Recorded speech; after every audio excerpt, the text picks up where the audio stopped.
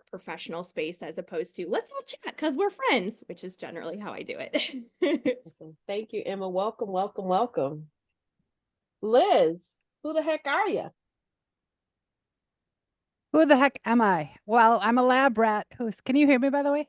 Yes. Okay. I'm a lab rat who is sitting at Mass General's hotel, getting ready to go back to the airport. I am a pioneer on a new medical drug. I might be speaking to researchers in the future, but much like Emma, I'm incredibly interested in social psychology, and I'm working on Keynote on self-compassion. Nice. And I'm Thank you. flying back to Milwaukee. And I also belong to the NSA Wisconsin chapter for multiple years. So I'm grateful to be here. And I visited Illinois before the pandemic, and I loved the NSA chapter. Oh, nice. Well, thank you. And we're glad that you are joining us. Thank you for being a part of us. Thank you. Jeff, we've heard from you a lot, but we're going to do an official who the heck are you in this context? I think didn't I?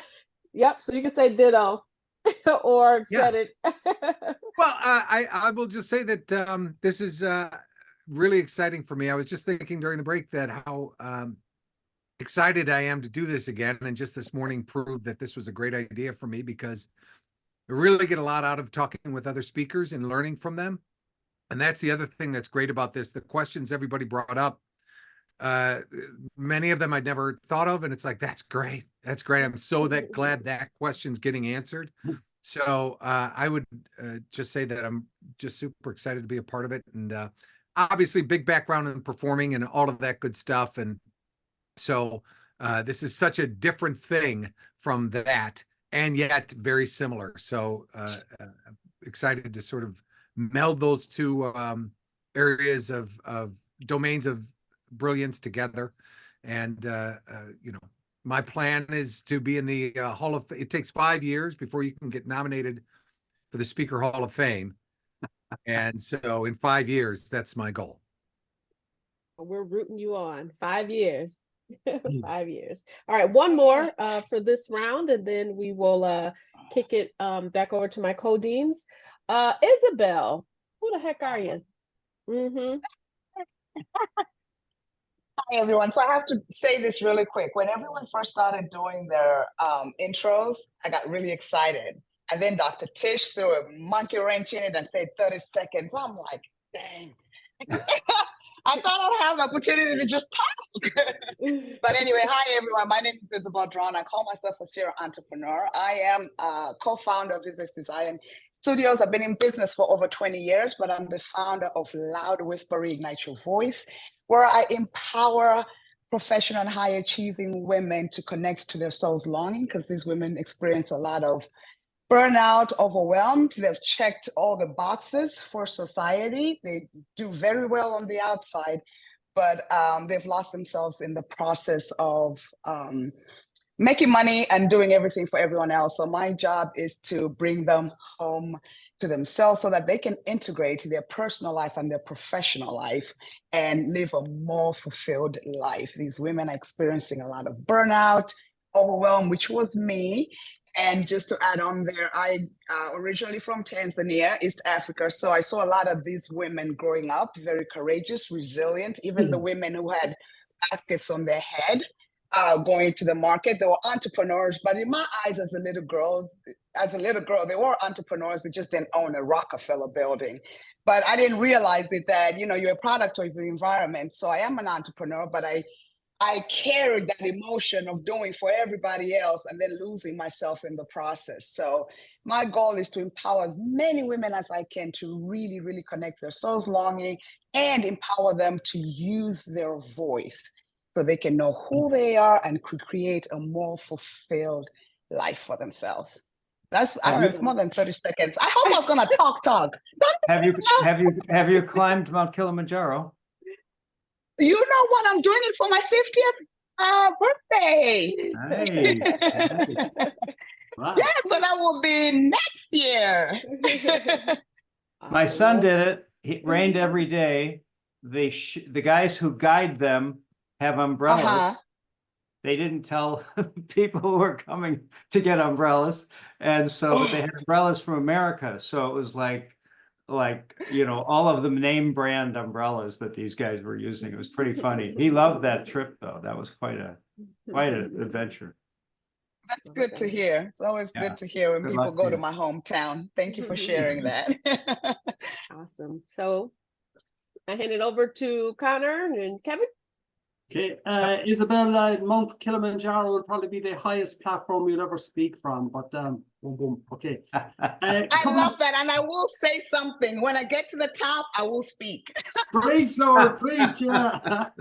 Okay, a few points from what's gone on over the last hour and a half or so. And I think people who have attended this program before will remember me saying this. But be very careful about spending money on your business. Yeah. Don't, and what I actually say is don't do nothing with no one until you talk with myself, Tish, or Kevin. Now that might sound that pompous, but there are, and this is a phrase I've heard one of our Speaker Academy graduates say a few years ago, there are a lot of snake oil salesmen out in this industry, like in every other industry as well. But what they do see is they see a lot of people coming in who are very new to the industry. A lot of the people who are very new to the industry are people who've maybe come out of corporate with actually a really good package. They've got gazillions of dollars, or so they think, so that then they're invited to come to our Speaker Academy for 2 days or something like that. I'll give you two specific examples. When I got involved in this first, I was asked to speak at a speaker showcase here in the Chicagoland area. And basically the idea behind the speaker showcase is that the Speakers Bureau, which we need to be very careful about getting involved with as well, because a lot of them are very good, but they only want people who are already there, if I can put it that way. But this guy said he's doing a speaker showcase. Paid him $500 as a down payment because you got to pay to get in front of these meeting planners. He cancels the event, doesn't give me back my check. I then mentioned it to a friend of mine, Johnny Campbell. Some of you might know him. He's passed away. He was on Toastmasters, I once said. And I said, Johnny, this guy built me a 500. And Johnny said, why didn't you tell me you were going to do it? He did exactly the same to me last year. Okay, so there are a few people out there. Another specific example, Terry Watson, you won't mind me mentioning this example. He's a member of NSA Illinois. He tells a story that he paid 10 grand to go to a program on a certain aspect of business marketing somewhere down in, I'm not sure what state it was. He said he might as well have burned the money. Okay, so I'm not saying that people are unethical. Some of them are, but be very careful about spending a lot of dollars initially on this, because you want to get there fast. But if you want to spend dollars on things, maybe check myself or Kevin. So for an example, I will not endorse any program here or any of the people that we've done have on the show or on the program. But I am a member of the Terry Brock I can't remember the title, SRE, whatever it is, program, and I pay $100 a month for that. I get huge value out of that. I'm not telling you to do it, but that's what I get real value from. Next month, our speaker will be Ed Rigsby, who speaks primarily on associations, and associations is obviously a huge market. You can do keynotes there, you can do workshops, etc. I'm also involved with his group and pay a reasonably small fee each month as well. But again, that's because I get real value out of it. But if you're thinking of spending $2,000 or $3,000 on some program with someone, just give us a shout, myself, Kevin, or Tish, or someone else that you know in the NSA community before you put the dollars out. Okay, that's a point. Kevin, yeah. Connor, I was in one of those with a speaker who's, he's well known, and he was starting at charging people, I think, $5,000, and then it went up to $35,000 if you want to work personally with him. You don't have the money, it's okay. We have someone on the line who can help you get a loan today, so that you can blah, blah, blah. So Yeah. that, and this was after a day or day and a half of the free seminar, which was pretty good, but it was mostly about, promoting this next thing. So just be careful. Call me, call Tish, but mostly call Connor, because he's the most negative person in the world when it comes to paying somebody else to promote you. And he will throw water on anything, and you'll be glad that he did. I've only been burned a few times. You do pay attention to, but you've made a really important point that which I was going to reference. In this business, the person who is a good marketer makes more money than the person who's a good communicator. Right. That's a general fact of it. Now, you can say that if you're a good communicator, you'll get the business. You may well eventually, but it doesn't always happen that way. But if you've got the ability to be able to market yourself well, differentiate yourself, and that's one of the things we'll be talking about, Kevin. I know you mentioned that earlier about the marketing. At the end of this whole program, what we would like you to have is to have a very clear idea of who you are, what your branding is. Mine is Irishman Speaks. Took me a bit of time to figure that one out. Jeff is very clear now on his branding there. Jeff Rogers Unlimited. Kishon has got Kishon behind her as well. Simple little things like that. What your branding is, what your message is, what the benefits are.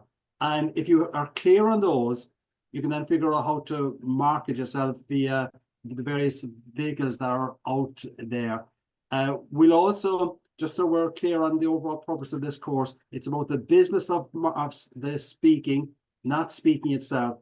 But at the same time, though, you got to be a good communicator. One other group I'll mention that was mentioned previously, I'm a member of Windy City Professional Speakers Toastmasters, which is, in my opinion, the best speaker lab in the Chicagoland area. And if you're, I put the link into the spreadsheet that I'll be giving you. It really is worthwhile. And the interesting thing about Toastmasters, I'm heavily involved. I've been involved in it for a long time. I've represented Chicago a couple of times at the semifinals of the World Championship of Public Speaking, but I never mention Toastmasters to meeting planners, because the perception of Toastmasters is it's going to be just junior speakers, wannabe speakers, etc. But in terms of actually honing your craft, it can be brilliant. The perception might be something different. Okay. And the final one is when the homework we're going to give you, in fact, I'll share a screen for a second. Then I'll hand over to Kevin. I'll give you a couple of links that you can look at in terms of the breakout rooms or the breakout groups. We'll send you that in the next couple of days, because we wanted to get a feel for who was in the room, and we'll have 6 or 7 in each of your breakouts, okay? And it's up to you to make it happen. We're not going to monitor that, but you will get real benefit from that. But the speaker, let's see now. What I want to show you here is the is it okay? We've got you see a spreadsheet there in front of you, yes? Yep. Yeah. Okay. All right. So basically, I mean, these are just some of the key points from that we would like you to consider over the next couple of days and weeks, and in a sense, kind of reflects the marketing plan as well from the ChatGPT. But I think what we would like you to do, and we'll go through the PDF in a few minutes' time that for the orientation. But I think the most important thing right now is for you to try and figure out, and this will take time for some of you, is to who you are, what your positioning is. Okay. So I say, what do I want to be famous for, and what the audience group is as well. Let me just make this bigger for a second. Okay. So what your positioning, what do I want to be famous for? I'll illustrate this in a second. And who your key target markets might be, and what might be worthwhile is just crafting, picking out 1 or 2 websites or organizations that you think you might be speaking to and the benefits that you provide. Now, I'll stop the share there.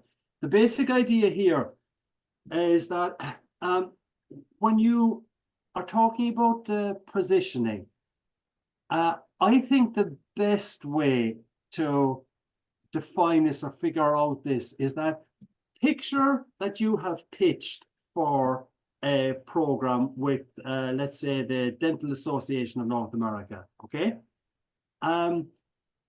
They're around the table, and there's 6 event planners who are deciding who their keynote speaker is going to be, or who the workshop is going to be.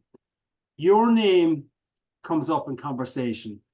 And what I would like you to try and work on, maybe improv this, Jeff, in a sense, is the event planner has only got 15 seconds to get you in front of the crowd. And the event planner says that she speaks on, and her core message is.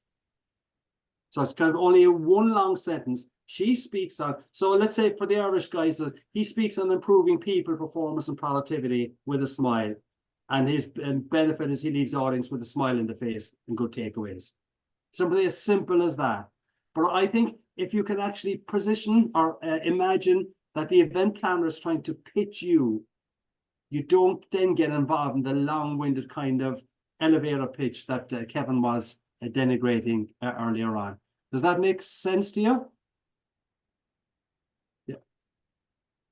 So when you get this document, I think I would ask you to look at that. And here's the thing, gang. It can change. Rosie said the message is constantly changing. I think our positioning, given the marketplace that we're in, that should be kind of evolving, if not changing anyway, over time also.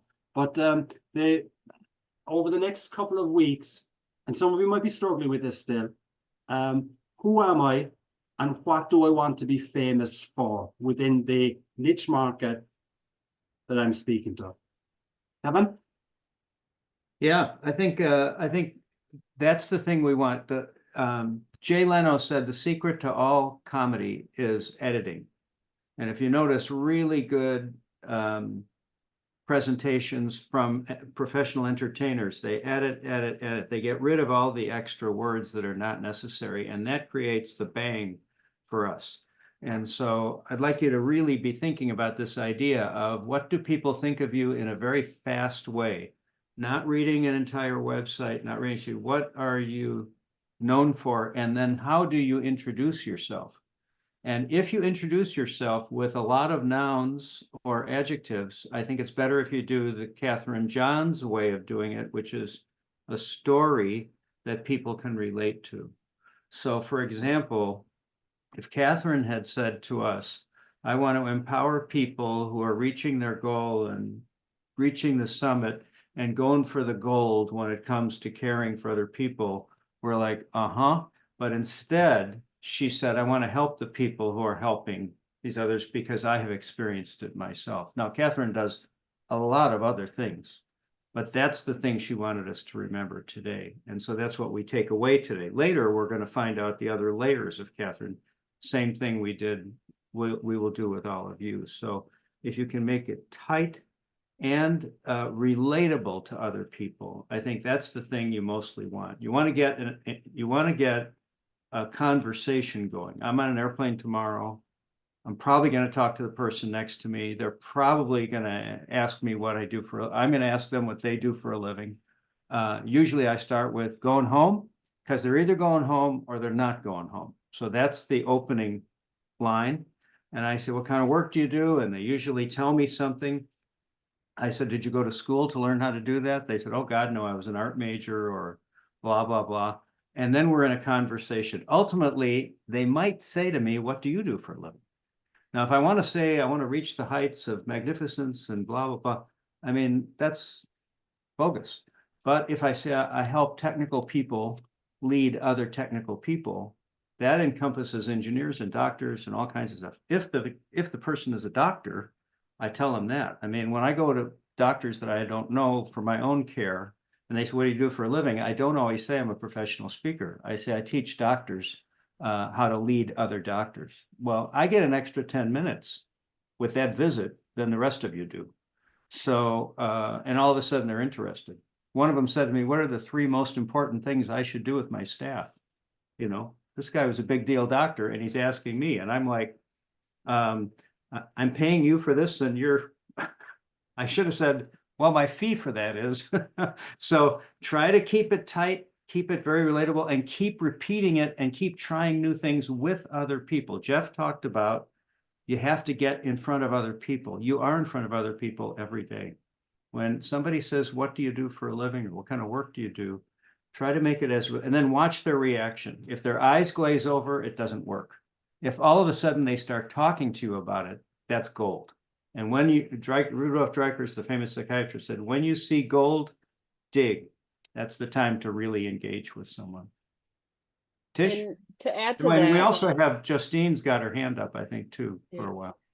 yeah, and to add to that, so once they say, huh, that's interesting, I want to hear more, Yeah. then it goes to, then how do you provide that kind of it? What kind of experience are you going to provide? So, and I do that by, Yeah. and that's also a way that we differentiate. So for example, if we talk about offering keynote addresses and, we want someone to go on a journey of self-discovery, that might be a keynote. And I illustrate that by interpretive dance on stage to bring home so whatever the case might be, and someone would say, oh, that's an interesting way in which you deliver the message. That's how I differentiate myself from everybody else who might be talking on a similar topic. So you have to think about not only is what do you speak about and what is your core message. Once they're hooked, then they want to know more. How do you do that that's different from everybody else? And now they're even more interested. And so that's kind of the linkage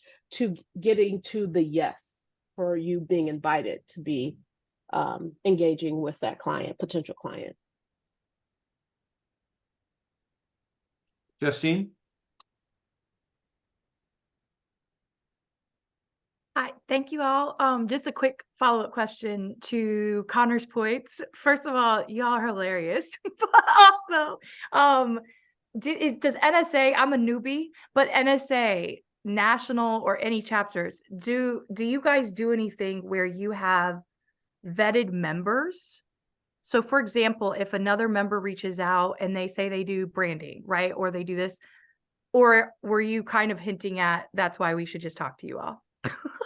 Like, is there anything that exists as far as even that the association? Because I've been part of different organizations and sometimes they do that, partly because I would prefer to work with, like, if there's somebody local and if there's somebody who already has that trust factor. So does that exist, or was that your guys' way of just saying, just talk with you about the people? I think it's just talk with us. I mean, Okay. there are people, 99.9% of people in NSA are solid, but to me, it's a Right. 14,000 member organization or something like that. Right. But also one other thing, that there are three things in life that are definite: death, dying, okay, Yeah. taxes, and Yeah. speakers lie about their fees. Right. And no, one of the reasons why I kind of had a bad taste about speakers at one stage was that I remember I got a request from actually the Dental Association Chicago, big group, to do a breakfast session for them. And I was relatively new, maybe only just had finished Speaker Academy, but they'd seen some of my stuff and liked me. So I go to an NSA event here in the Chicagoland area, and it was only a breakfast meeting, about 15-20 minutes. So I asked two experienced members of NSA, what should I charge? Okay, do I charge a keynote level, or do I charge this only for 20-minute breakfast level? Both of them said, oh no, Connor, you should not play around with your fees. You should charge the full keynote level because this is important. You've got fee integrity. And I said, okay, I'll do that. So I go back to the Dental Association and say, oh, I want to maintain fee integrity and I should only pay, I want to be paid for my keynote fee. They said, okay, Connor, bye. Now, what I found out later is one of those people said in a meeting, I mean, if someone offers me $1,000 to walk down the street here in Chicago, of course I'll do the event, okay? And the other person I've since found out regularly just moves around their fee level as well.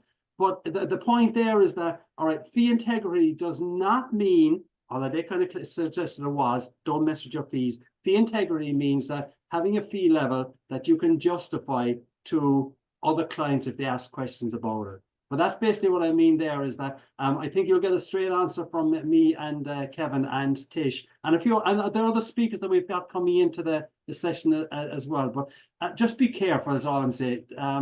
If it's only a $200 thing, you don't necessarily need to talk to us. But if you're talking about spending 5 or 10, and there's a lot of courses out there you can drop that money on, just have a chat with us first. Okay? Kevin? Yeah, I just really want to let everybody know, I think, we're going to talk in a little bit about the packet that we have, right, Connor? Yeah. And then you're going to talk about the homework that we have in mind. But, I think it was, who's the fellow that's Warren Buffett's buddy? He just died recently. Charlie Munger. Charlie Munger said, you would be surprised how much time Warren and I sit around doing nothing but thinking. And you always think of these high-powered people as one thing after another, but they settle down. I met the CEO of 7-Eleven. He said, every Tuesday morning I close my door. I just use it to think for a couple of hours. So I think what you want to do maybe after today is really look at your notes, think about what happened today. There are some things that are going to stick for you. And then you might say, here's what I'm interested in, what I learned, and here's what I think this is the next step I'm going to take before our next meeting. Don't wait for the 6th meeting. Each meeting can give you something that you could work on probably tomorrow. And so, but we have to do it with reflection, not with immediately jumping into action. So I think if you reflect on it, what was the enduring message today?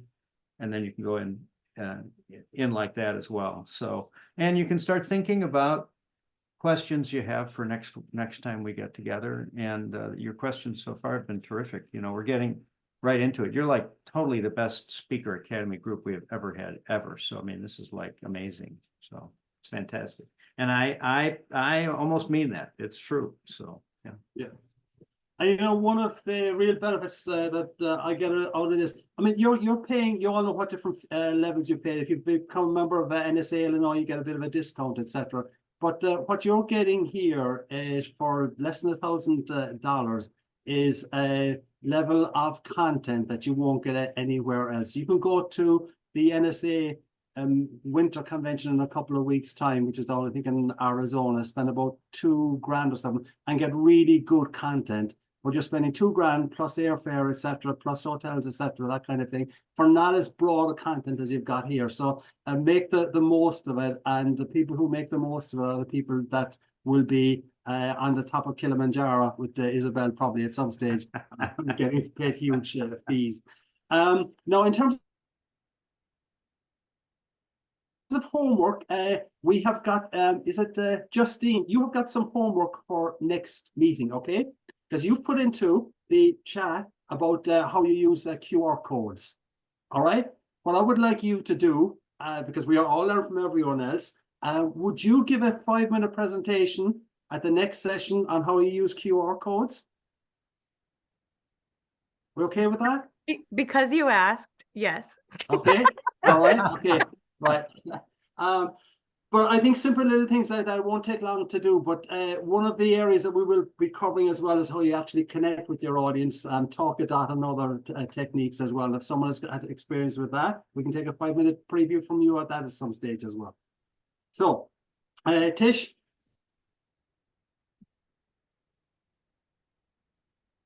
Put you on the spot now, haven't I? You're on mute. Yeah. We were talking about going to the packet Yeah. and talking about homework. So I'm good with that. And I was also thinking we could probably sneak in our last few participants before we depart each other's presence today. So we could either do your packet first, or we can slide in some intros. No, I think we'll do the intros first. And just 2 quick points about the intros. I think you can see the benefit of actually breaking the intros up. It makes them more interesting, stay more connected. The other thing is, and this is a challenge with Zoom and virtual, if you've got 20 people on the room, did I call on Victoria? Did I call on Kevin, etc.? So actually a simple little thing, I know Tish has got a little spreadsheet in front of her, and I presume she's keeping track of the people that have actually connected, she's connected with that way. So that's a simple little thing as well to make sure that, because the last thing you want to do is to forget 2 people and have them feeling, oh, they didn't care about me. Okay, so back to Tish with the spreadsheet. Awesome. Steve, who the heck are you? All right. Hi, everybody. Steve Goldstein, and this is actually my second stint in NSA. I actually met Connor. I don't think he remembers. It was in 2013, NSA Academy led by Vicki Austin and Steve Beck. So who am I? So I'm a sales trainer currently for a large medical device company. I've been in medical sales and medical sales leadership for about the last 27 years, but my passion is things like NSA, is sales methodologies, is trying to be better every single day. And I actually launched an LLC called Gold Selling Success about 5 years ago, but it's just a hobby, right? I don't do anything with that. And that's why I'm here today, to get inspired from all of you and learn how to create and make this a priority and make it full-time and perhaps get away from corporate America. So again, great to meet everybody, and that's the challenge, but great to see everybody's faces. And I'm actually fighting my worst case of COVID I've ever had. I'm on day 4. So thanks for making this virtual for all of us. We would have never known. You're looking good, Steve. We wouldn't known that you were ill. And I love what you said about monetizing. So what came to mind when you were talking was monetizing the passion, and there's nothing wrong with that. Nothing wrong with monetizing the passion. So next, to introduce himself, Jen, who the heck are you? So Steve, you do look very well. I just found out that I have RSV of all things, and I'm feeling horrible and like looking my part today. Anyway, I am a former corporate executive. I specialized in marketing research and qualitative research, and I love learning about people. But where I realized that the work I was doing in corporate was not really making a difference in anyone's lives, you know, selling more Kraft mac and cheese or whatever, dog food or whatever, wasn't enough for me. So I went into coaching, and what I am finding, so my specialty is working with women in their mid-careers to, when they face a corporate or professional crossroads, to help them develop a career roadmap, similar to what we were talking about earlier with Sylvia, I think her name is. And what I am faced with right now is that speaking feels like a natural thing for me, but I haven't really monetized it at all. And if I don't quickly figure out how to monetize this passion that I have, that I feel is my purpose in life, I may be faced with going back to corporate. And, you know, like I want to take the talents, because this is a part of my story that you'll hear about later. I want to take my talents and utilize them in a way that both has major impact on other people, but also allows me to financially stay in business. So that's, I'm just going to put it out there. It's part of that was a punctuation mark, Jen, when you said that. You know, said I got to figure this out or else I got to go back to corporate. So we are going to support you as much as we can to help you not have to go back to corporate, but to live the life of an entrepreneur who has the liberty to do as they please within their own passion. So thank you for being here and trusting us with helping you achieve that vision for yourself. We'll go to Erica. Who the heck are you? Erica, you're probably thinking, wow, they haven't called my name yet. Okay, so I started noticing a theme that you were doing it like alphabetically. So I started noticing like, oh, actually not. I was like, she's gonna take a minute. And then I was like, no, she started bouncing around after a while. And then I was like, okay, well, we'll just see. So I was like, Kashana, maybe we'll do it. And then Isabel was like, oh, well, not a story. Well, we'll see if I can do this in 30 seconds. I don't know. So I would love to just kind of share that, you know, how I bring to the stage is I'm a counselor educator.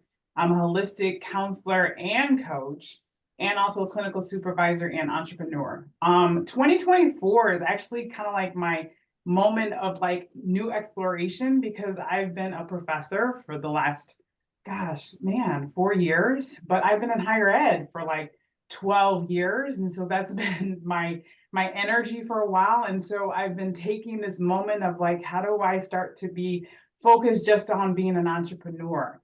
But the interesting thing is I've always been doing talks, but I always constantly get nervous. And so I just recently became this imposter syndrome informed coach. And so that's been my energy, because me always thinking like, where do you need to go, has always been my focus of like, I want to encourage people to feel comfortable. So this is the year about being comfortable with being uncomfortable. So this is why I chose this venture, wanting to come to NSA. And the reality is my business has always been about optimizing, your life and improving your well-being. And so the reality is that I specialize in self-awareness, reducing imposter beliefs, relationship coaching, diversity, equity, inclusive practices, and purpose-driven, development. And so the reality is all about choices. And so I'm hoping that I'll be able to be more confident in being able to put myself out there, even though people don't really notice it, but I notice it. Yeah. But the reality is I'm excited to put my stuff out there and be here. So that's my story. Well, welcome, Erica. And when you were talking, what came to mind was two things to think about is, what am I solving for? So when you're thinking about what am I solving for? And Right. another way to think about it is, how can I make your life easier? Right. What is it that I do that makes your life easier? So it's always about what is the need of the other person versus it being so inwardly focused. So that's what came to mind as you were talking, is thinking about what you do in that context, is how are you a benefit to someone else? And last but not least, Robin, who the heck are you? Hi, everybody. Good morning. This has been fantastic. So my name is Robin Hammond. I'm so glad that we've talked so much about Yes and the Second City. I actually got my start as a producer in Second City's corporate division. So Jeff, we may have had some overlap there a while ago. And as I moved, to the commercial side of the theater, I had to learn how to market my shows and sell tickets very, very quickly. So fast forward to today, I actually work with the Lincoln Park Chamber of Commerce. I help businesses and nonprofits to really elevate their marketing game. So I do digital marketing workshops, presentations, and I give them very practical strategies to promote their businesses and also empower them to adopt like new strategies and tools to help enhance their marketing flow. So part of this is I'm hoping to improve my presentations, but also to see what else is out there. I got into this by accident, so kind of looking, and I enjoy it. I really enjoy it. So kind of looking to see like what are some of the other possibilities there. Awesome. Thank you, Robin, and welcome. So as you see, we have a very eclectic group of people coming together on this journey. And so, and again, we sound like, we're repeating ourselves, but take advantage of it. This is valuable. Tap into one another, and we'll put you in groups so that you can continue to dig deeper. But these are the type of relationships that will be long lasting if you value them and cultivate them. And so there's a lot of information, a lot of wisdom, and we want you to make sure you take advantage of that. So with that being said, Connor. Okay, we have, as everyone gone through the reel? Yes, we have. I don't want to forget anyone. So a couple of quick points before we just go to the PDF document. How energized are you right now? So by a show of hands, one hand or two hands, how energized are you right now about the Speaker Academy and all the bits and pieces? Okay. All right. Okay. God, at least they raised their hands, Kevin. Thanks be to God. Thanks be to God. All right. But here's the point I want to make, is that one of the reasons why I think this works on Zoom is that Kevin and I and Tish work hard to get as much interaction as possible. And there's never been too much time, I think, when we've been kind of speaking for 15, 20, 25 minutes, as you sometimes have to do in webinars and things like that. But even in webinars, if you can find reasons to ask questions of the people, and maybe just, I call out Justine earlier on, NASA, to do something for the next session. But I mean, if I was just to mention Kishan right now, she's going to pay more attention to me, etc. And Catherine will pay more attention because I just mentioned the name as well. And that's another simple little trick that you can do during a presentation. Just call someone out by name or reference them as you're making the comment. And Jeff, I know that's a lovely cup of coffee that you're drinking there probably. I mean, that kind of just gets someone's attention again. So simple little things like that can make a difference. Do you want to bring up the PDF, Tish? Or I've got it here ready to go if you want to, not ready to go with it. This is the orientation document that we sent out. We'll send out a few of I have these. it. Okay. And if I'll just, you got it? All right. Oh yeah, people have printed it off and everything. Wow. Okay. Sorry, you've got it. Okay. So if we flick through this, Kevin, do you want to just comment briefly on it? We can flick through it very fast, Tish. Yeah, I think I'm okay, right? So you can hear me okay, right? Yeah. So Yeah. I think the thing that this is very helpful, this first page. Why do I want to become a professional speaker? We all have a passion for it. We all have a gift. We all have experiences. I love that idea that Ray came up with. I trying to help people overcome what has overcome them. I mean, that is a perfect, concise way of thinking. But he's not saying I want to make $150,000 every time I do that. So, but he might want to say, I want to help them. I want to spread goodness, and I want to have a sustainable business that will be repeatable. So it's okay to mix your passion. It's okay to mix money, and it's okay to mix your influence as you think about, why do I want to do this? Some people come into this because it looks like a lot of fun. And it is a lot of fun, but it's also a lot of work. So for every hour you're in front of people having a great time, you're going to have 23 hours of being by yourself trying to figure out, how do I get the next time to get in front of those people? And so I think the reason that we have, why do I want to be a professional speaker? And we have a number of dot points. By the way, you're not supposed to use bullet points anymore, because that's not an appropriate way to talk about it. But the number of dot points is because there's many reasons why we can use the profession of professional speaking to not only help us sustain this business and make a good living, it also helps us help the world in some way. And there may be other reasons as well for you. So, this is more the Charlie Munger thing. Really give some thought to this. Maybe really spend some time with this first page. I think the second page, you're going to see the differences that are out there. And for every professional speaker out there, there's differences. Some are full-time and make a lot of money. Some are full-time living off of new speakers and make a lot of money. Some people like to do 2 presentations a month, and it's just very exciting. And I have a real job in the background. So, I like teaching. I've been teaching at the university for 35 years. I'm not a full professor. I'm adjunct. They continue to hire me every semester for classes that I teach. And when I close the door, it's my kingdom with my teaching partner. And so I learn a lot about speaking by teaching my students, many of them who are internationals. I like doing that kind of stuff. I like working for the church with an annulment procedure. So Nito Cobain told me once, the magic is in the mix. It's not, I only do this. Maybe be thinking about, there's other things that I do. I can write, I can publish, I can post on LinkedIn. There's a lot of things that I'm going to be doing, which is a mix of things. If you only focus on doing this one thing, for example, when COVID hit, everybody's business in this business went to zero overnight. Everything canceled. The people that had a hard time coming back were the keynoters, because the keynoters are, they usually get a lot of money. They're there to kind of get things going in person. And those of us who do workshops, or those of us who do smaller meetings, we're in a little bit better position to change and get to the online format.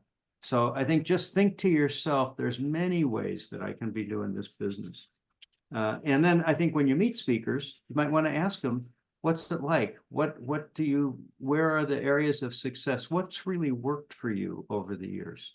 And what hasn't worked for you so well over the years? I'm with Jeff in terms of face-to-face. So I know I'm supposed to have a database of all of the clients I've ever had. I'm supposed to have that. What I have is a banker's box at my feet with a lot of business cards in them. But what I do is every week, for 5 to 10 times a week, I'm calling somebody I just met or somebody that I remembered from 30 years ago. That's how I build my business. I post on LinkedIn twice a week. I get some business from that. I'm doing a little bit of this and a little bit of that. My books help me do that as well. I'm not after becoming a major bookseller. I'm after one book making a difference to one person who wants to hire me for their presentation. So I think as you go through some of this, you're going to start to increase your awareness. And then the last thing that I'll talk about here before I turn it back to Connor is, I think it's on page 5, and that's where would you like to be? And I think that's another time to start thinking about goals. Now, here's one thing about goals. Everybody talks about goals. I don't like goals. I don't do goals. I don't think about goals. I do think about outcomes. And so that might be the same thing, but it gets me off of this goal thing. Whenever I think of a goal, I think of that kind of stuff, and I don't do that. But I do think of outcomes. So instead of the goal of calling 5 people a week, I think what would be the outcome of calling 5 people a week that would be most valuable to me? Then when I'm talking to them. The other thing that I do is if somebody comes on LinkedIn and I don't know them, but they responded to me, I reach out to them and we have a virtual coffee, my treat. And so we get on and we talk to each other for 15 minutes. Mostly I'm finding out about them. I don't promote myself. I'm trying to establish a relationship that might be something down the line that each of us will remember. So I think this is a really good worksheet that Connor has prepared for us because it really helps us do the Charlie Munger thing. Stop and think before we immediately try to do things. Connor? Okay, thank you. I want to share my screen in a second, Tish. So a couple of quick points about that. Where do you want to be in 90 days? What I would suggest here is that, and I've got it on the spreadsheet, and the question I've got up at the very top is, have I grown since the last Speaker Academy meeting? Okay, and if you can say after each Speaker Academy meeting that I'm a better position to build my business than I was 4 weeks ago since the last meeting or whatever it is, you are growing. That's one of the simple little kind of questions you can ask yourself, and maybe you can ask yourself in the particular groups as well. The other thing I want to show you for a moment is, because this will be part of your exercise, one of the core one of the best websites out there to figure out who is in the marketplace is a website called eSpeakers. And eSpeakers Marketplace, I'll give you the link for it in the spreadsheet I'm going to give you. It's showing there, Kevin, yeah, you can see, find your next speaker. Okay, so this is a website that has about 14,000 different speakers on it. So let's say you're looking for a speaker on leadership. Okay, and we can craft it better. So you can see the way it all breaks down their leadership, entrepreneur, or executive level, whatever it is, okay? So we're looking for a speaker on leadership.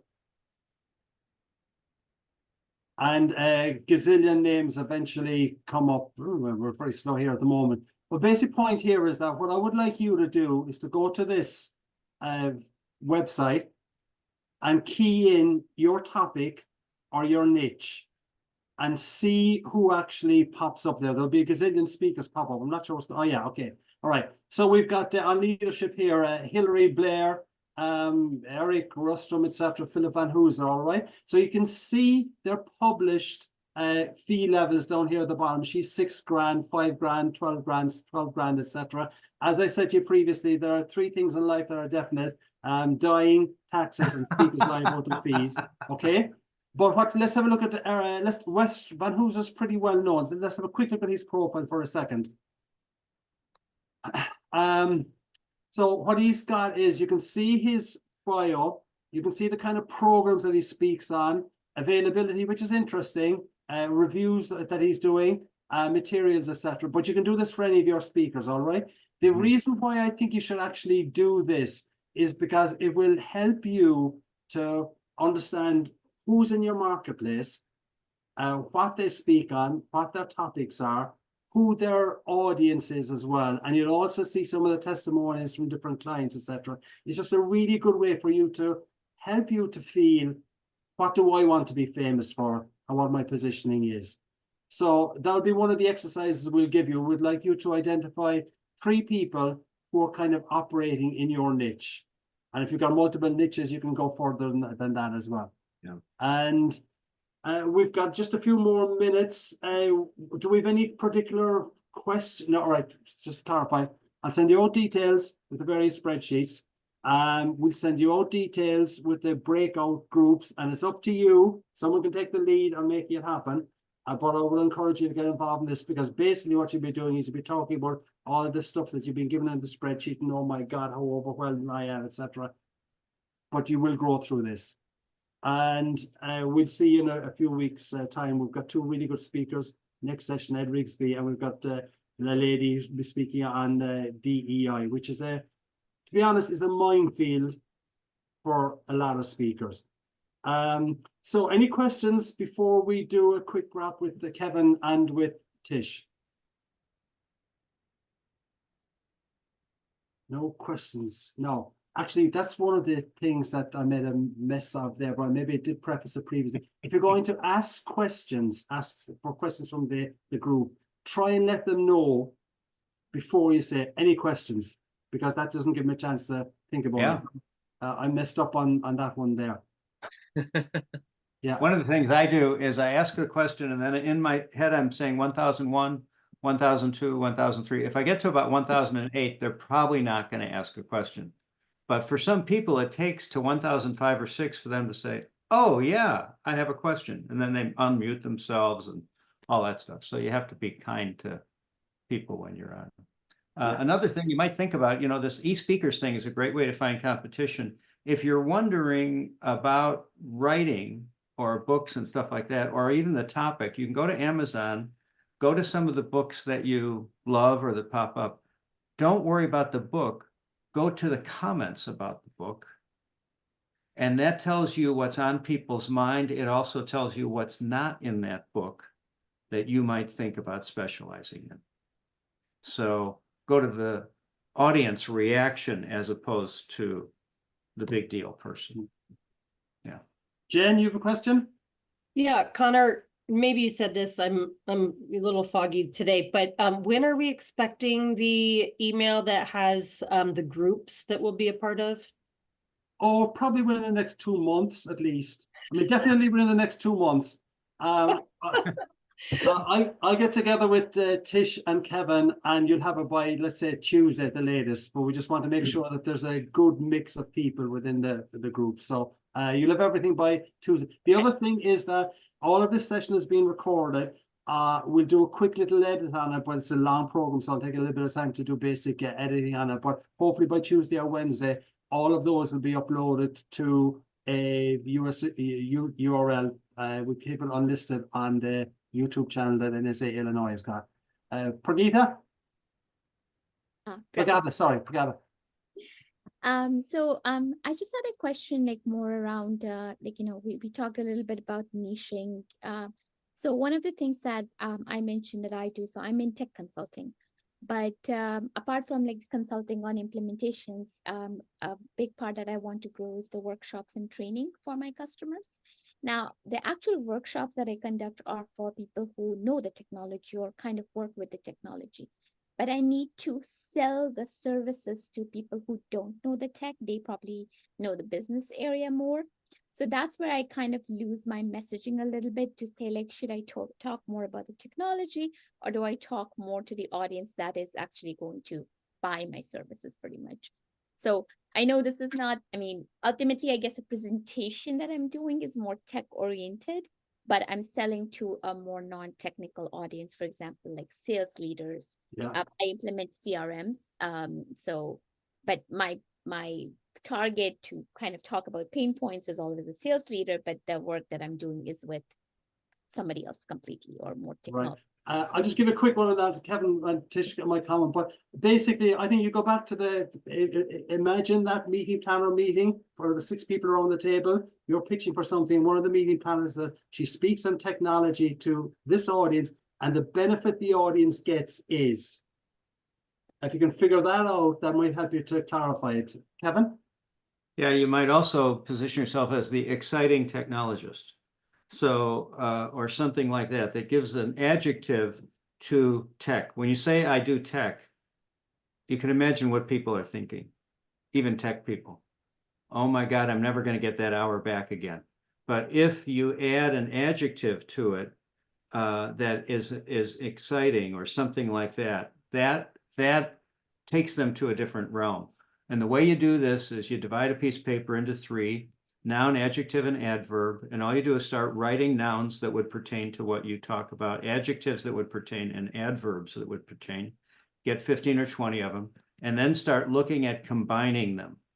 So what if I combine this word with this word and this word? Does that say something about me? Is that kind of as good as Ray's business of I help people overcome what has overcome them? I mean, I just love that, right?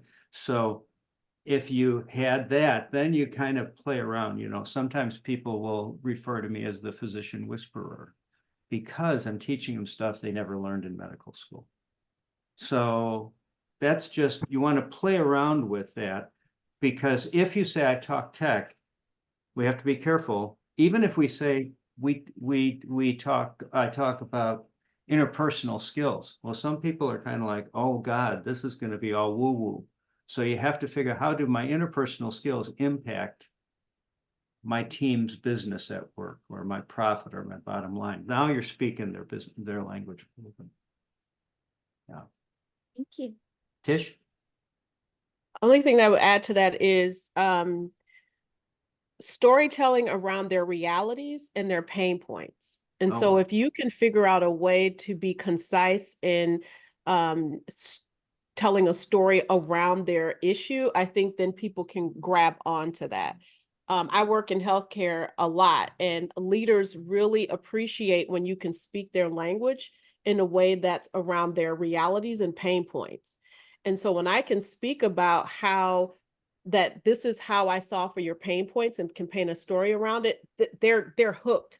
And so now I have to do less of convincing with them, and because they're more intrigued. And so it's more of a pull versus a push. So anytime I'm engaging with a group, I want to think of it in terms of, I want them to get to a point where they're pulling from me versus me pushing what it is that I offer. That's great. Okay, gang, one of the things that meeting planners hate is if an event goes over time. So we're going to say goodbye to you now. But in terms of, we're going to look for a hoot hoot, okay? What I want to know is, have you got value out of today's meeting? Hoot, hoot, hoot, hoot. Okay. And will we see you at the next meeting? Yes, hoot hoot. Okay, all right, stay well. Keep an eye out for all the various emails. It has been an absolute blast for me personally to keep up with this group. I love the energy in it. Take care. I will see you shortly. All right, Kevin and Tish, can you stay on for a sec, because we might just have a quick. Yep. Will do. Yeah. Thanks, guys. Stay well. Bye. Happy Saturday. And you.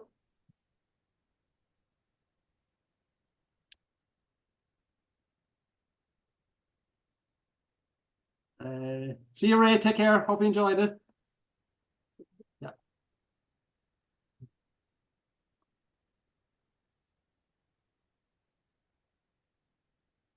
Ray's still on. Yeah. I'll send them to the waiting room. Okay. He's gone. Yeah. There he goes. I put him in the waiting room. Yeah. So he can log off. Yeah. I'm gonna stop record. Yeah.